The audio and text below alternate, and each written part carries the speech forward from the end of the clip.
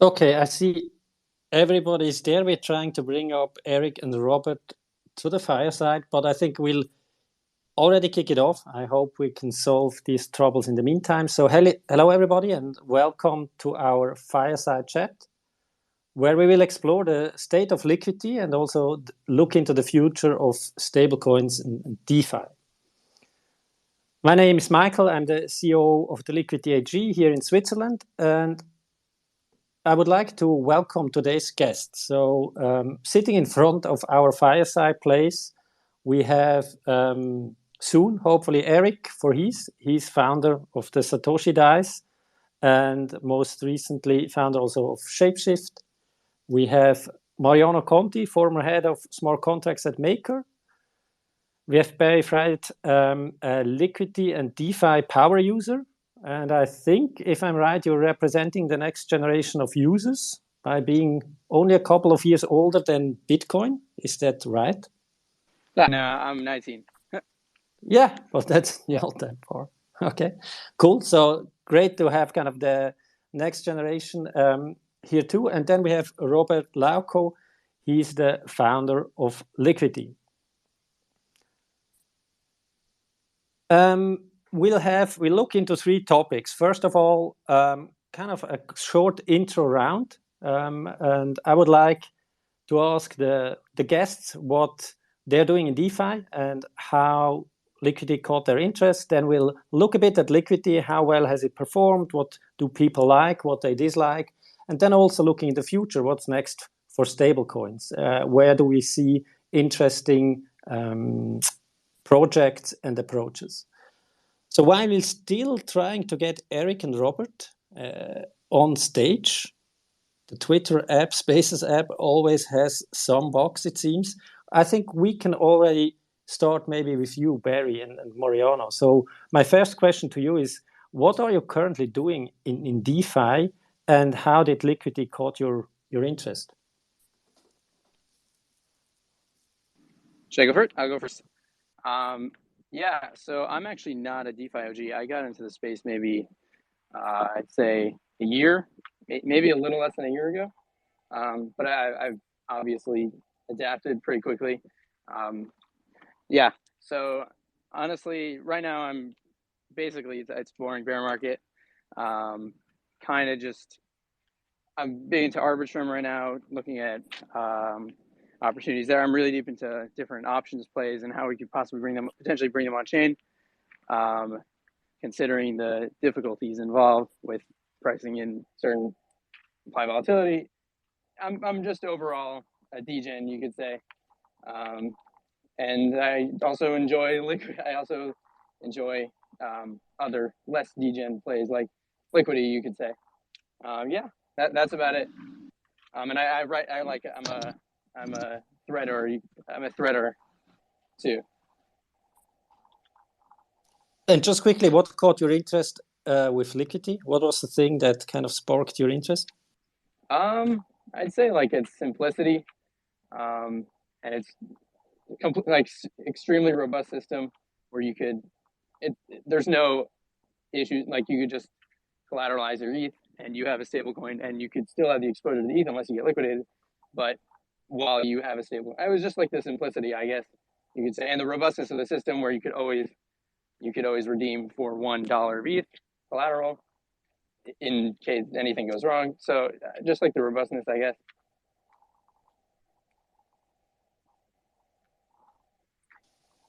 Cool. Then Mariano, what about you? Hey, I've been involved in DeFi for quite a while, like before it was even called DeFi. So I joined Maker in 2016 and helped create, single collateral DAI and multi-collateral DAI. These days, so I left Maker in 2020, and these days I'm not really working on any project. I'm still looking to see if anything catches my eye that I want to, dedicate my full time.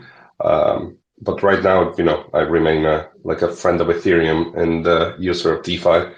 And Liquity, I've been a user since day one. I think it was beginning of April of last year, 2021.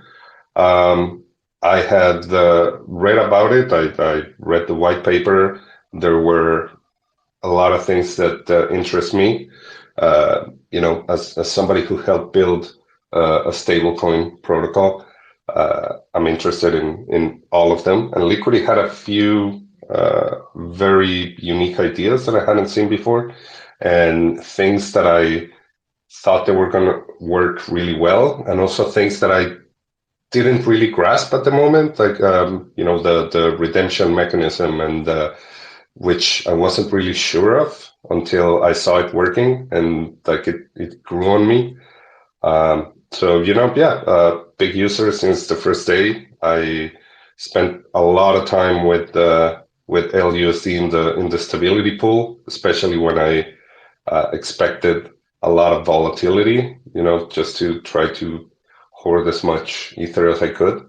And yeah, so really big fan of the project. Good friends with Robert, with Ashley, who was at Liquity back in the day. Great to hear. Thanks, Mariano, for that. And while we still wait for Erik, he's kind of installing the mobile app. We can quickly hear from you, Robert, what the motivation was behind building Liquity, and maybe where the focus was. Was it more on the borrowing side or on the stablecoin side? Sure. Hello, everybody. I'm really happy to be here. Yes, so to your question, Michael, I really started looking into the DeFi space back in mid-2019 it was, and I realized that there were a few interesting protocols, among them, of course, Maker and Compound, but they weren't as efficient, at least when it came to like liquidating positions of borrowers as they could be, or at least I had my own ideas how we could improve this mechanism. And so it all started with making borrowing more efficient. And efficient here obviously means that you would need less collateral because, yeah, this whole system makes sure that your position can be liquidated very quickly if needed. So yeah, it started with that. And then, yeah, we added other features along the way, like the fact that it's interest-free and that it's fully autonomous. Cool. Thanks. I think that lays the ground for kind of already a bit the next phase. I mean, Liquity has been live now for more than 1.5 years. I think it issued more than 4 billion in loans. And the goal also for this fireside chat, I mean, that's why we want to meet users and OGs to get some feedback, see kind of where it worked, where it overperformed, where it underperformed due to the expectation, and also really talking about the pros and cons of some design decisions.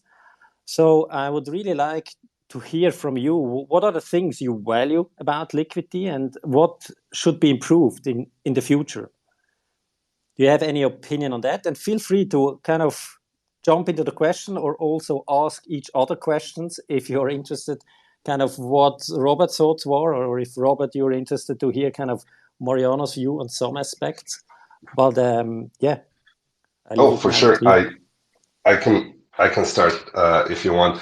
So I will say the biggest design decision that I'm still not sold on is the 0.5% origination fee for the loan. I jump back between that being a great idea and then thinking, there should be a way to do it more like, as you go, paying interest as you go, because that makes it more flexible for, hey, I want a quick loan over one block, or a couple of days or whatever. That's been the main thing that I usually think about with Liquity, that divide between, just the origination fee versus paying as you go. But then a lot of things I really like. I remember the first time I went through the full cycle, right? Opening a trove and putting some collateral and getting some LUSD. That was a single transaction, which was really nice, without needing to use proxies or everything, or anything like that. And then repaying a bit of debt. And I think I tweeted about this, realizing that, I didn't have to sign an approved transaction anywhere. And it was just LUSD knows that, it's authorized to repay to the trope manager or whatever it's called. Those were like tiny things that started selling me on the design of Liquity overall. One thing I really miss as well is, for example, letting other wallets pay your debt or adding collateral. I think you can do it if you open like a smart account on DeFi Saver now, which does use proxies, um, in the background. But that was one for me. And I had this whole list. I need to see if I can find it of, little things that I said, okay, this is a great idea. This is not. But also the biggest selling point for me was the no governance.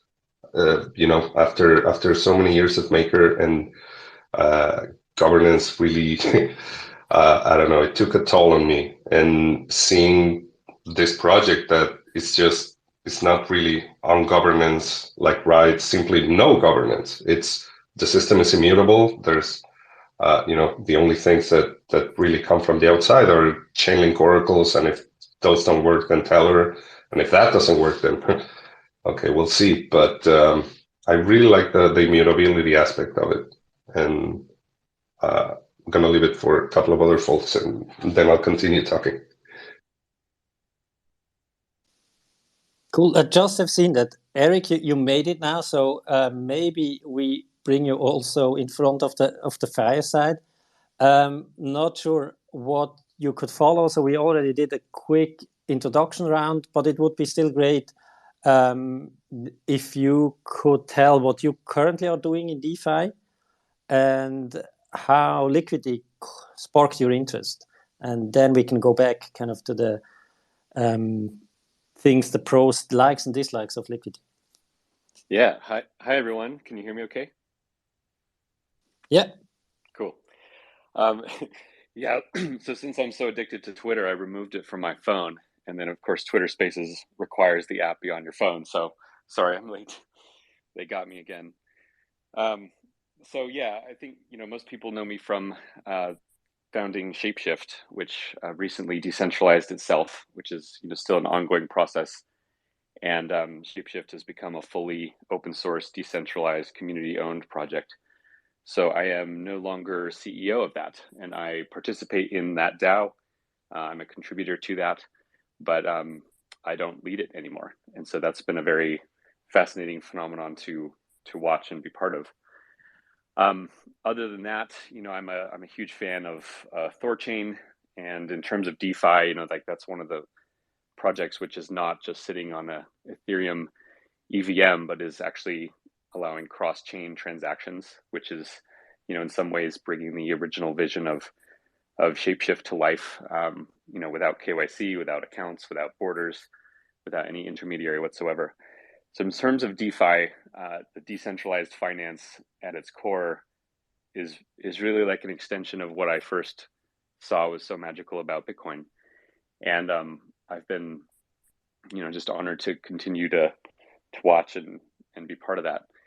I learned about Liquity actually from John here. John is in the audience. He was my co-founder at Shapeshift, and I think he told me about Liquity, about this, mechanism where you could borrow against your ETH, and there was no interest rate. And I was highly skeptical of that at first. That sounded a little too good to be true, but I looked into it and understood how it worked, and it just seemed kind of magical. So I've just been a user, a customer. I moved some bank loans to Liquity. I used to be a customer of BlockFi, but the terms with Liquity are better now. So just from a competitive product perspective, I'm a user of it, and I love it. I tell people about it all the time. I think it's an incredible achievement of DeFi in general, and it's incredible that this kind of thing can be built. So I'll leave it at that. Sure, but maybe just to follow up and take up the discussion again about the things you value most. Maybe you can explore on that. What's the thing that you value most? Is it the interest rate? Is it the decentralization? Or maybe you have other things? And what are the things that you still think should be improved or you dislike? I think my favorite part is the time savings. Like if I want to borrow some money, it is so easy, right? I can literally take out a loan in like 30 seconds from Liquity. I can do it 24/7 from anywhere in the world with an internet connection. And that experience of just accessing liquidity against collateral is so vastly different than what you experience at a bank. And it really is like just the glimpse of the future. So I love that simplicity. Certainly the lack of any interest rate is awesome, but from a purely emotional level, the frictionless of it, I think is just really beautiful. And I think in terms of what I would want to see, probably just like more tools and front end work, but that's not really a Liquity question. That's really about various other DeFi front ends hooking into it and making the data accessible and friendly. Those are all kind of nice to have things, but the core protocol works beautifully. And I guess I would love to see the protocol on other systems, like in other blockchains. So maybe like existing on Cosmos that I could back it with atoms, or existing on like an L2 for ETH, something like that. But I'm sure those kind of questions are already quite common. And what about the user's perspective? I'm looking at you, Barry. How does it look for you? What are the things that you value, and what do you think needs to be improved? So I'm a big fan of simply taking out a just taking out a long-term loan, sticking in the stability pool, collecting liquidation revenue, you could say. Just like, and while you're still having exposure to ETH as the underlying collateral, unless you get liquidated, of course. So just like the overall, as I said before, just super simple system, no governance, which is a huge plus, as others have mentioned. One thing that I would say is a little bit difficult is overall liquidity in DeFi, LUSD liquidity in DeFi, but I'm sure that will be implemented in the future. We see LUSD going off of peg when we see massive drawdowns in ETH because people are rushing to pay back their loans. Ultimately, it's a bit of an issue, like when LUSD is at 1.03. But I see chicken bonds upcoming, or other things upcoming that will definitely bootstrap more liquidity into the system. The curve, the CRV that the Liquity team, the Liquity treasury holds, that is incentivizing their pools. Yeah, I'd say if you get more liquidity on Aave, just like overall liquidity in DeFi is, from my perspective, is the biggest issue. It's not even that big of an issue, but yeah. And Robert, if I go may, ahead. I think that's one of the things where I've been thinking about, if the the origination fee and not paying interest as you go, if that ended up somewhat hurting the liquidity a little bit, because from what I've seen, or maybe it was just during DeFi summer and the crazy days, there's a lot of people that move positions quite a bit. And the best thing about Liquity is, like everybody said, taking longer term loans. It's, that against something like a maker, it's okay, I can just pay 0.5% and I get an indefinite loan, right? But if it were maybe a dual system, and I don't want to, start speculating and making a protocol that's already simple and works well, like trying to make it more complicated. But if there was a chance to have either, just the origination fee or maybe a little bit more interest, but paying it as you go, if we wouldn't see, more liquidity being created. I've always thought about that. And I know that anything we say doesn't go towards the current system because, like I said, the beauty of it is that it's completely immutable and it is what it is. But maybe for a future version. And also, I forgot to mention the decentralized front end. That is one of the highlights, in my opinion, for the system.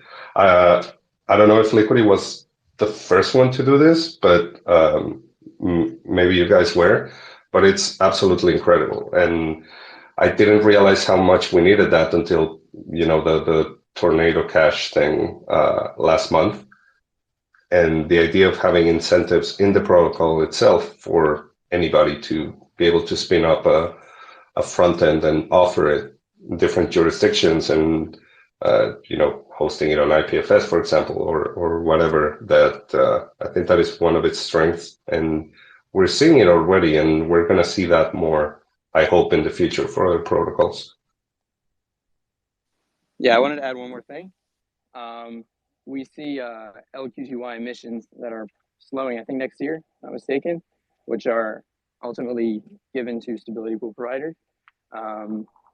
We'll see how overall LUSD supply will react to that, considering a large portion of current, not so many people taking out loans now, not so many positions at risk, not so many liquidations. We'll see how much LUSD actually stays in the system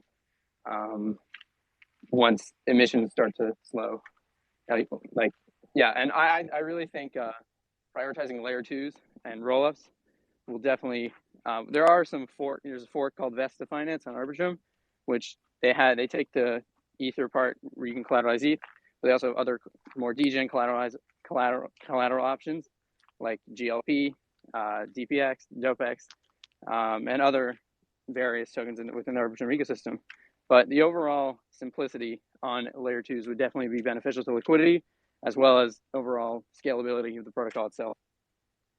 A quick note, Barry, on LQTY emissions. So you mentioned that it's kind of a holding schedule. We used to say it so, like that it's similar to Bitcoin, but in reality, it's smoother than that. So it means that the LQTY that is given out as a reward to the stability depositors is not just holding every year, but it's continuously dropping. The effect is, if you just look at every year, that it halts, but it's a smoother process. Just a quick. Okay. Thanks. And Robert, how does this point resonate with you now that you've heard that? And maybe you can elaborate a bit on where did liquidity evolve as expected and maybe where not? Yeah, so that's a good question. We have seen it running now for 1.5 years. And I think like the PEG issued is something that we were expecting to some extent. We were kind of open about it, that we have a hard price floor and a hard price ceiling between 1 and 110, but in between, the price stability mechanisms are softer. And so that's kind of something we haven't fully anticipated, but at least to some extent that there can be phases where it would go up. What we were really surprised with is maybe how big it really went. When we started, within a month it reached 4.5 billion in TVL. That was really extraordinary. Of course, it went down then afterwards, as the market slowed down, but it was kind of a really big start.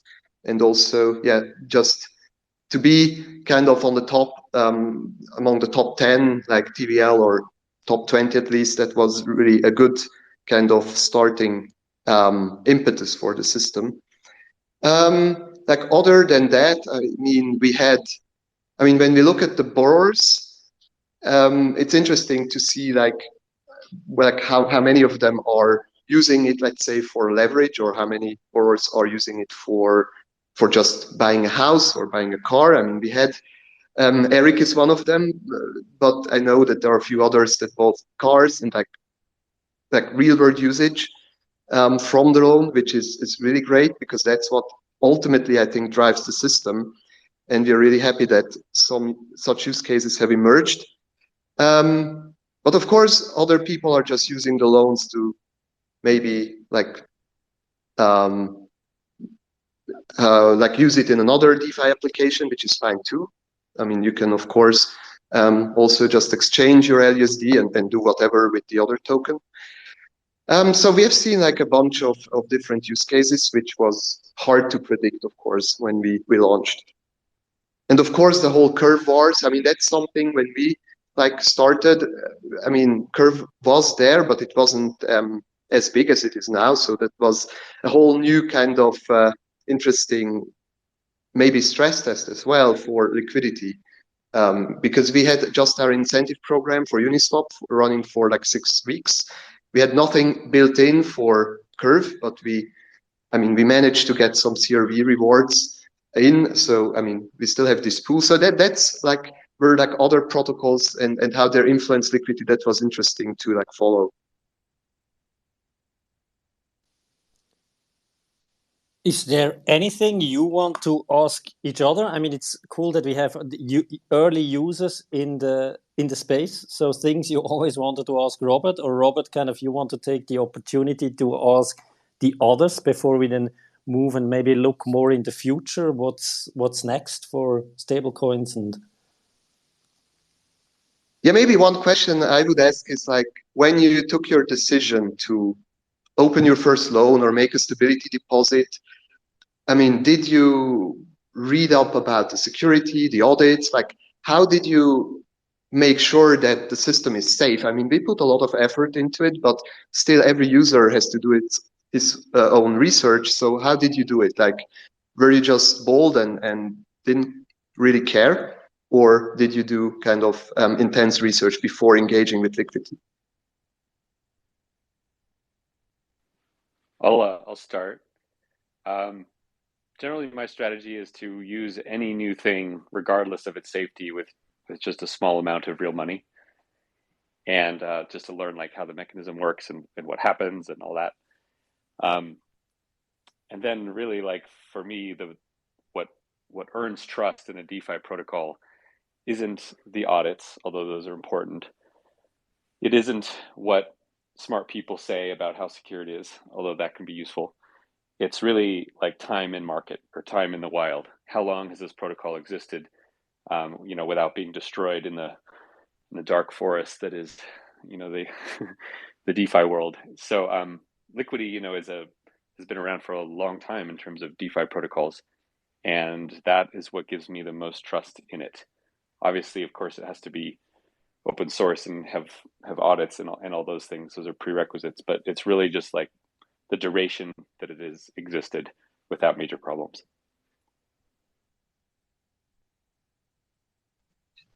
Yeah, that's a good point. In my case, I open up a trove on the first day, and yeah, like I said, I had read the white paper, and then I started looking at the code and slowly working my way up to trying to put more money in the stability pool. I really like that design, and then locking up Liquity token to earn some of those origination fees.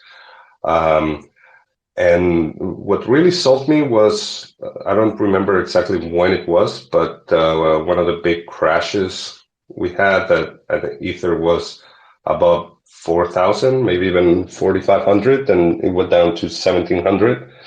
And seeing how how well everything worked, and also that day, I've talked about this with Robert a couple of times before.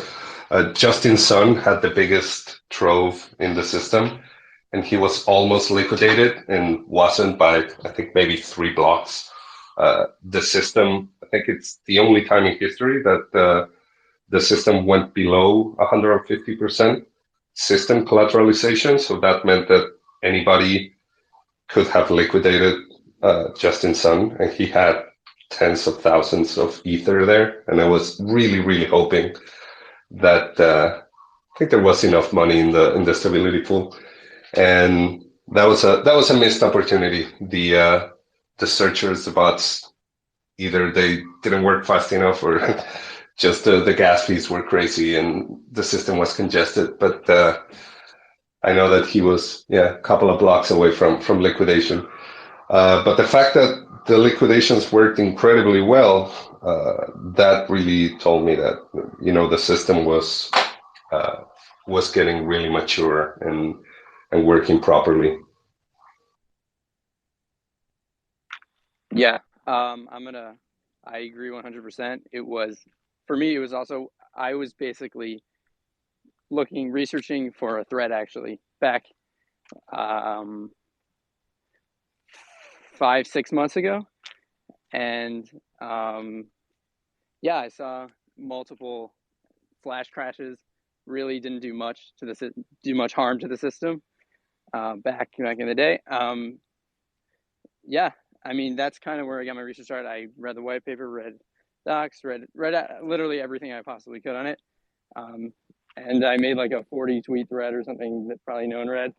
And that's basically when I started to learn more and more about how other DeFi protocols were integrating liquidity system, the front ends, how the base rate is calculated. I guess just overall research of the protocol, and gain my trust was exactly like they said, surviving drawdowns without any harm to the protocol at all.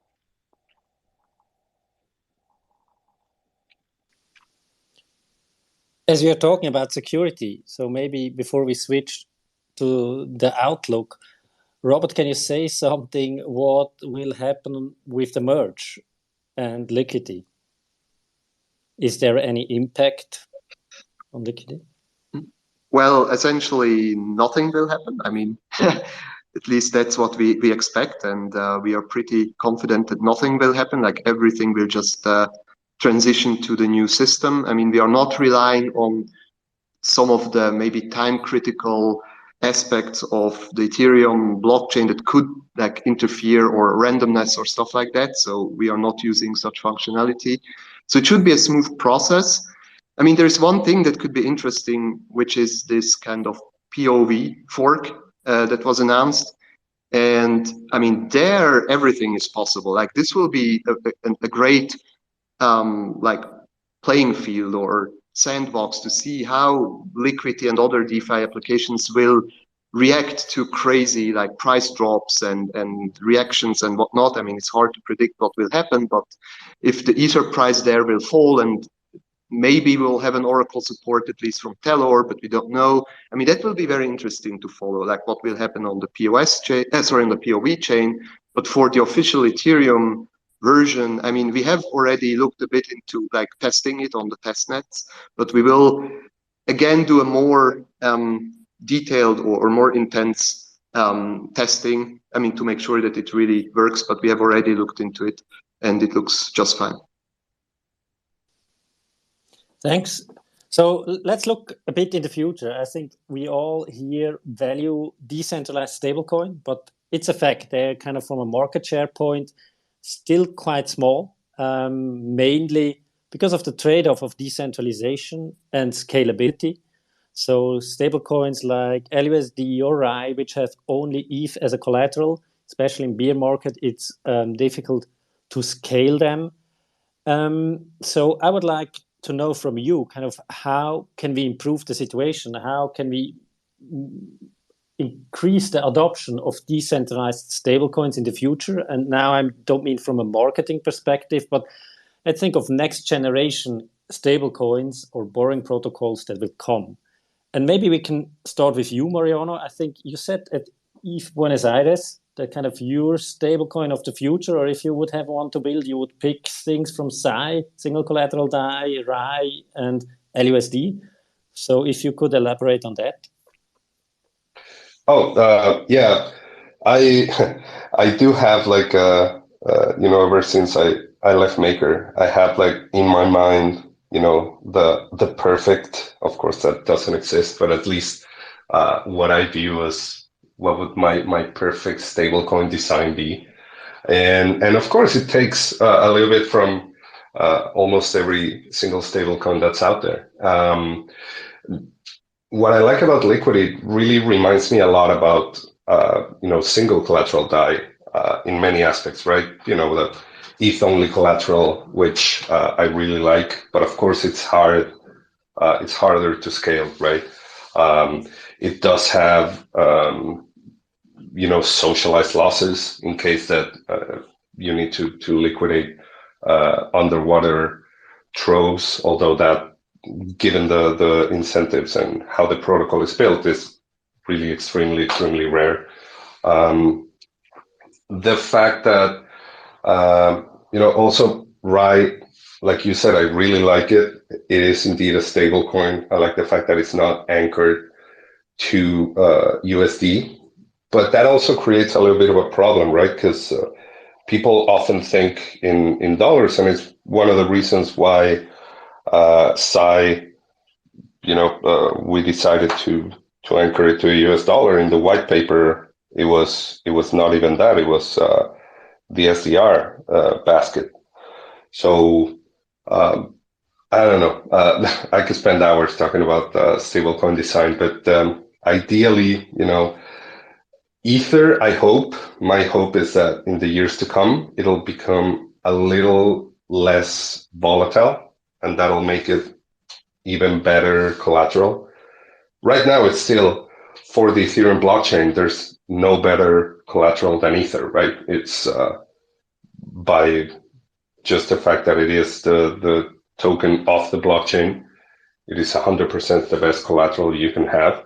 And a lot of people value that being, Ether only. And I don't know, when I said a mix, I'd probably take, the Ether only redemption mechanism of Liquity.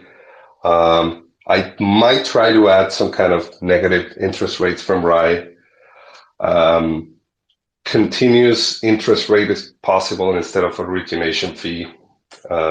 Keep the stability pool, and I'll leave it at that. Maybe one day I'll not be lazy enough and code something. But so far, I don't know. That's probably what I would do.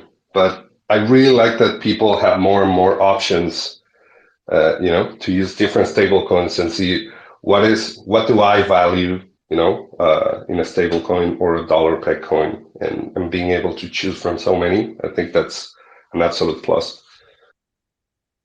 Mariano, do you think there is like kind of a hard trade-off between sticking to Ether as the sole collateral and being scalable? Like in the sense that you can even keep your peg when there is more demand for holding the stablecoin than for taking out loans. Because that's like kind of the motivation, I think, behind RAI, and now also behind Maker's, or at least Rune Christensen's threat on the future of DAI. So there seems to be the belief that there is like kind of this trade-off. What do you think of that? Yeah, of course there is, and in the case of Maker, it was always the idea to be multi-collateral, right? A lot of people say, "Hey, I remember Sai. I liked it when it was ETH only," but Sai was just a beta version of what we were building, right? We had been building for years and just wanted to come out with something after so many years of hard work, and people really responded to it, but it was not Maker's ultimate goal. So I can understand Maker wanting to, expand DAI to be what we see is happening, right? Collateralized by many different tokens and real world assets and whatnot. But I also really appreciate the purity of stablecoin backed only by Ether. And I don't want to see that, that effort being, I want to see people continue to try new things, but being backed by Ether only. And like I said, maybe after proof of stake or in a few years, Ether is going to be a little bit less volatile, and that could help, with being able to scale a lot more. I'm not sure. But yeah, that is my idea. It's I like the fact that Liquid is Ether only, and any future versions, I would like to see that remain, if possible. How about you, Erik? I mean, you talked about the borrowing side. What about the stablecoins? How important do you think is it to have this ETH only collateral, and also in your daily decisions, kind of how does that steer which stablecoin you use? Yeah, great question. I think first I prefer a world with lots of different options right now. Like I don't think all the best practices or best designs or truths of stablecoin design have been written yet. So I like the experimentation. I like the different models. I think it's important to understand that there are trade-offs with them. Probably the whole tornado cash consequences with people reminding themselves that USDC can be frozen by the central party, Circle behind it, and to realize how fragile that is, and that accounts aren't frozen only because Circle is restraining themselves in how frequently they use that power, but certainly as governments get as they encroach increasingly on this space, that power will be used more and more. And it's very important for people to at least be developing the alternatives and to get used to using the alternatives. Like right now, USDC has this clear kind of market capture. It's become, the most liquid, at least within DeFi, and everyone kind of uses it as their base asset. And part of that is just a habit that has been built. So I would like to see people start changing their habits to use other stablecoins that don't have that same risk, that same centralization risk. But usually people only change their habits, when pain is felt. So, one interesting thing that Liquity could consider is that the stablecoin right now, at least from my perspective, is just a means to an end. It's what allows the mechanism to work to get a loan. And like when I pull a loan out of Liquity, I'm not trying to get LUSD, I'm trying to get USDC, or either to buy something like Bitcoin or ETH, or to convert into fiat. But I'm never trying to get LUSD itself. And I think part of that is just I haven't thought of LUSD as a stable coin in that way. And I'm starting to try to make myself do that.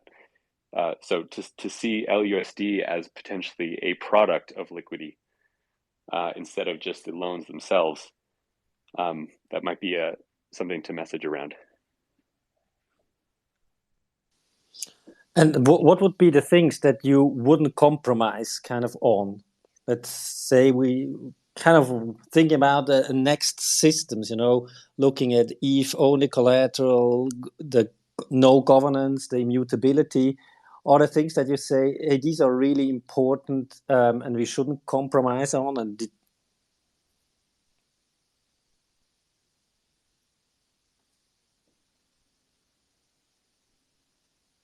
Sorry, Michael, I think you cut off at the end there. What was the question? Oh, sorry. My question was, what are the things you think we shouldn't compromise on, or projects shouldn't compromise on, looking at ETH only collateral or no governance, or kind of what do you think for the DeFi space are the important aspects that should remain? The single most important aspect is permissionlessness or immutability. So anything that pulls Liquity down a path of gating access, putting in restrictions, etc., that's a deal breaker. That's a non-starter, in my opinion. And then beyond that, I think everything is good to experiment with. And the rules should generally be, keep security paramount, because this protocol has gotten large enough that it's not just play money anymore. And I love that the current Liquity design is just this kind of static system that lives up in the clouds and can't really be changed. And future designs can try to build off that or to do something else, but the original one will always be there. That's a really cool aspect of DeFi, that like an original version of something will exist in perpetuity and can't be taken down, even by its original creators.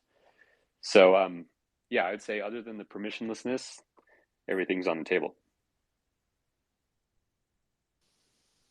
Any thoughts from Robert or Barry?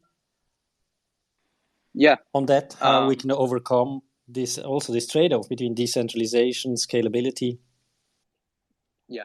So ultimately, I don't see Liquity as this experiment. Like, there are other protocols that are around in DeFi that are more degen than Liquity. Like we see Vesta on Arbitrum, who are taking the multi-collateral route, the same system as Liquity but multi-collateral.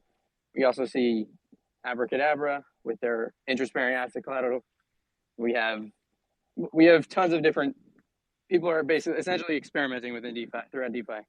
Ultimately, I think Liquity LUSD will grow as Ethereum grows. That's essentially its indicator. If Ethereum's growing, I think LUSD will grow with it.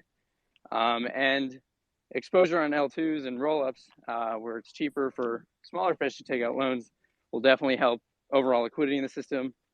And maybe like being utilized more throughout different applications and through different stable pairs. And we see GLP, which has been huge, and on Arbitrum, that's made up of a basket of assets.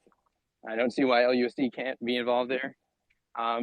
Yeah, just overall growing as Ethereum will grow. I don't think Liquity itself is not the protocol that's experimenting. It's the overall base asset that will gradually grow with Ethereum's adoption. Yeah, so to your point of maybe Michael, you also mentioned this trade-off between scalability and restricting the protocol to Ether as collateral. I mean, I used to believe in this kind of trilemma of safety versus decentralization and scalability. I thought that this would also apply to stablecoins, and Liquity kind of was built under this assumption that it's maybe not, it's not even worth thinking about alternatives because they are either not safe or like they collapse, or they just have any like deficiencies that aren't that we cannot overcome. But now, I mean, after thinking about it more and more, I'm slowly coming to the conclusion that there seems to be a way of overcoming this limitation, that it is, or it may be possible to build a system that is solely reliant, let's say, on Ether as collateral, but it's able to grow not just with borrowing demand, but also with demand for holding the stablecoin. So it kind of bypasses this issue of not being able to mint more if needed. I mean, that's currently the main motivation for me to kind of think more and see, like, doing more research and just explore many options that could eventually lead to a path that would allow us to break out from this trilemma.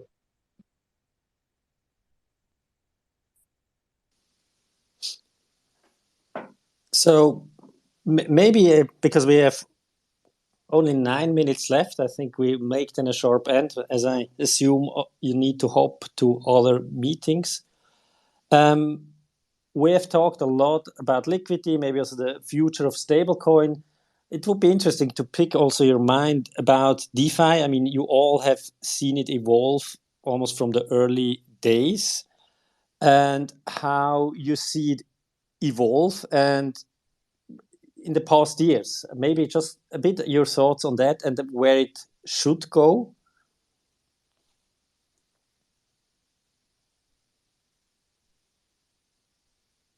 I think one of the main reasons we need to remember is that, you know, we're building on a decentralized blockchain, and like other people said here, decentralization, there are many shortcuts that we can take to build, you know, to make life easier for ourselves.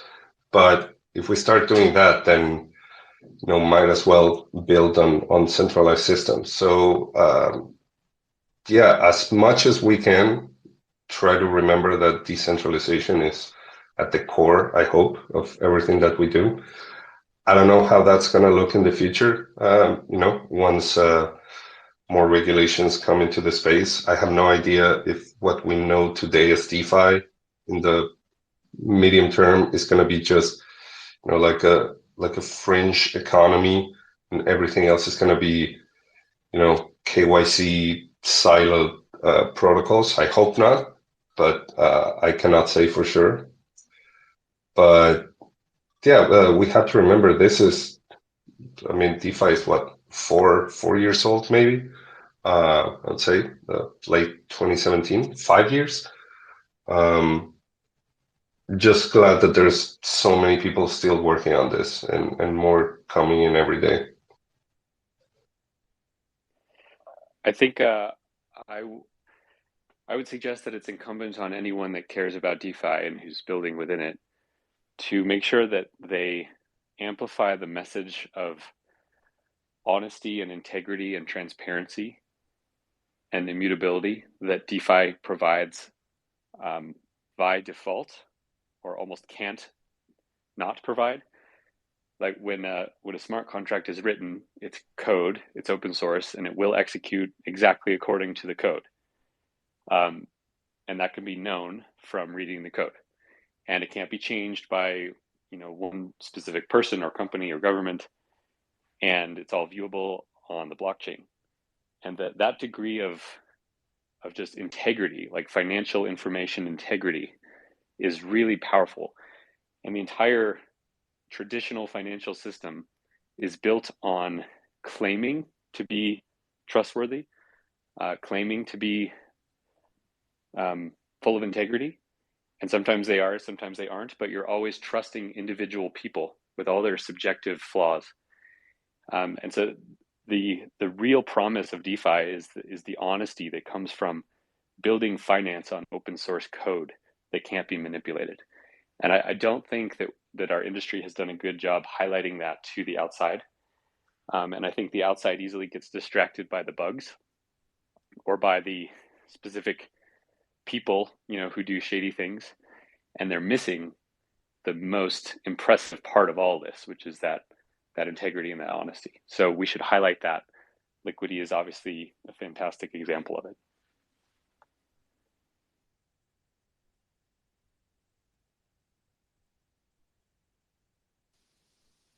Barry, how do you see it as a user, where DeFi is heading and kind of the things you like, and maybe the things we should care more about as a space? Yeah. Like everyone had said, decentralization is it's why we're here. After seeing what's been going on recently, DYDX, obviously Tornado Cash, Circle. At the end of the day, exactly like everyone said, it's all about decentralization. And I don't know what the future holds. I'm just here for the fun bit of I'm a DJ. But yeah, I don't know what else to add. Sure, cool. I mean, the fire is almost burned down, so a couple of minutes left. So I also really want to give it to you if you have some other questions or comments. Otherwise, we would bring that to an end. I would like Robert to give some alpha on what he's working, if possible. Yeah, so I already alluded to it a little bit, like that I'm kind of trying to break out from this trilemma, which would practically mean that you could build something which is still very much just reliant on Ether as collateral, but it's able to grow indefinitely as the demand for the stablecoin grows. I mean, that would be a bit of the holy grail, of course, and it sounds difficult to achieve, but yeah, I think I've been able to kind of explore some potential ways to do this. But yeah, just right now I'm not ready to kind of give more details, but I think that's kind of one of the directions that we may take. But I mean, this is still very much subject to discussion. I mean, the whole team will meet very soon, and we will explore other types of new projects and just see where we can expand the current Liquity ecosystem, but also when it comes to version 2, what should we improve and what would be the best design for a potential version 2. But this is really an early discussion right now. We have chicken bonds. I mean, that's something I want to mention as well. So this POL system, which basically aims to acquire protocol on liquidity like LUSD now in the first version, and this would then be used to be shifted between the stability pool of liquidity and the curve pool to make the peg tighter, so to kind of remedy this current peg situation. This whole chicken bonds is driven by a novel bonding mechanism, which always allows people to kind of chicken out, which is something that protects your principal, because you can always kind of get back what you put in if you change your mind. So that's our short-term roadmap, but the long-term goals are still very much in flux. I hope that this gives you some ideas for the future. So maybe one last question also to you, Erik, as you have gone through quite a journey with shapeshift regulation, and you said the permissionless is important. Maybe if you could outline as a last thought how you think DeFi could evolve in this regulatory landscape. Will it be possible to bridge to real-world assets? Will everything be walled garden? Will be DeFi kind of a niche which can't really connect to then the traditional finance? What's your view on that? How DeFi will look like in 24 months? Yeah, I wish I knew what it would look like in 24 months. But I will say, I'm not bullish on DeFi ever bringing immutability to real world assets. That may be impossible. I don't know, but I think even if it is, that's okay, because the majority of assets in the future are going to be digital assets, not real world assets. And that's hard for people to understand today, I think, but everyone sees the world moving from, meat space into the digital realm. And that's a 100-year trend. And the value that will exist in digital form is going to be larger than the value that will exist in physical form. So even if DeFi only brings immutability to digital assets, that is a huge win for humanity. And I think it's fine to focus purely on that. Yeah, I think I'll leave it on that note. Okay. Cool. Then I think an hour is over, and thanks a lot to all our guests to have joined our Fireside chat. We really like the response, so that some users of us, OGs, that are involved in the project took the time, and we hope to do some more. I think it's interesting for us, especially in DeFi, because you don't know your users to still engage and get their thoughts and their views. So I hope we see you soon in another Fireside chat, and thanks all for joining. Awesome. Thank you. Thanks, Michael. Cheers. Thank you so much. That's great.